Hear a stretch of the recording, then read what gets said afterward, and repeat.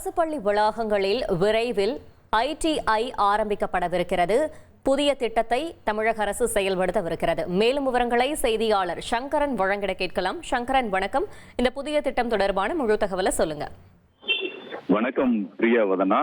பள்ளி கல்வி இயக்குனர் திரு கண்ணப்பன் மாவட்ட முதன்மை கல்வி அலுவலர்களுக்கு முக்கியமான சுற்றறிக்கை ஒன்றை அனுப்பியிருக்கிறார். அதில் தமிழகத்தில் அரசு ITI இல்லாத பகுதிகளில் இருக்கக்கூடிய அரசு உயர்நிலை மற்றும் மேல்நிலை பள்ளி வளாகங்களில் ITI ஆரம்பிக்கப்பட இருப்பதாக தெரிவித்திருக்கிறார்.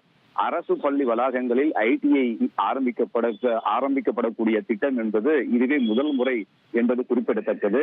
போதுமான இடவசதி இருக்கக்கூடிய அரசு பள்ளிகள், அதே போன்று பயன்படுத்தப்படாத அதிகமான கட்டடங்கள் இருக்கக்கூடிய பள்ளிகளில் ITI ஆரம்பிக்கப்பட இருப்பதாகவும், இதற்காக தொழிலாளர் நலத்துறையோடு பள்ளிக்கல்வித்துறை தேவையான அந்த ஒப்பந்தம் மேற்கொண்டிருப்பதாகவும் இயக்குனர் தெரிவித்திருக்கிறார். எனவே தமிழகம் முழுவதும் ITI இல்லாத பள்ளிகளில் அந்த ITI ஆரம்பிக்கப்பட இருக்கிறது என்றும், எனவே இந்த பள்ளிகள் விவரங்களை எல்லாம் ஒரு வாரத்திற்குள்ளாக அனுப்ப வேண்டும் என்றும் இயக்குனர் அந்த சுற்றறிக்கையில் கேட்டுக் கொண்டிருக்கிறார். அந்த பட்டியல் வந்தவுடன் விரைவாக அரசு பள்ளி வளாகங்களில் ITI ஆரம்பிக்கப்படும் என்பது குறிப்பிடத்தக்கது. பிரியவதனா, தகவல்களுக்கு நன்றி சங்கரன்.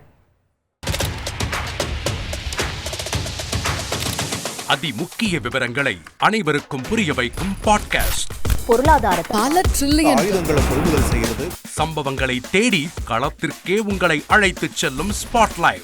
அங்க இருக்கக்கூடிய கள விவரங்கள் என்ன? ராணுவம் 5 வருஷமாவே சார் எனக்கு ரொம்ப பிடிக்கும் அவர் வர்றதுக்காக. எங்களுடைய நியாயமான கோரிக்கை. Even at the cost of stopping. பார்வையாளர்களையும் செய்திக்குள் பங்கெடுக்க செய்யும் மக்கள் குரல்.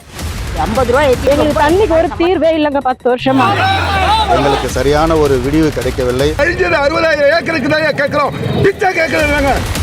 புத்தம் புதிதாக, வித்தியாசமாக. சில இடங்கள்ல பாகிஸ்தான்லயே பாராட்ட வேண்டாம், ஆனால் அதற்கு கொச்சைப்படுத்த வேண்டாம் என்று நான் கேட்டுக்கொள்கிறேன். மதத்தால் இனத்தால் மக்களை எப்படியெல்லாம் பிளவுபடுத்த முடியுமோ அந்த பிளவிற்குண்டான ஆயுதமாக இந்த மாநாட்டை அவர்கள் பயன்படுத்த நினைக்கின்றார்கள். அரசியலிலிருந்து சினிமா தனித்து இயங்க முடியாது.